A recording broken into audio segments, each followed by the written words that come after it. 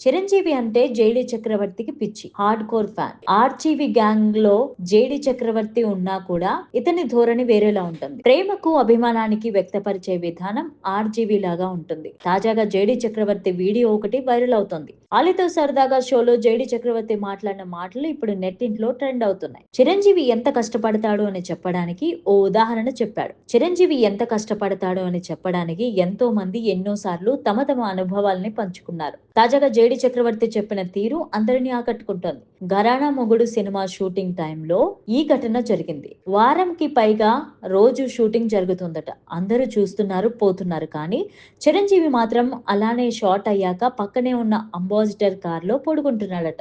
అప్పట్లో క్యారవాన్లు ఉండేవి కాదు కాబట్టి మేకప్ రూమ్‌లోనే పడుకునేవాడట.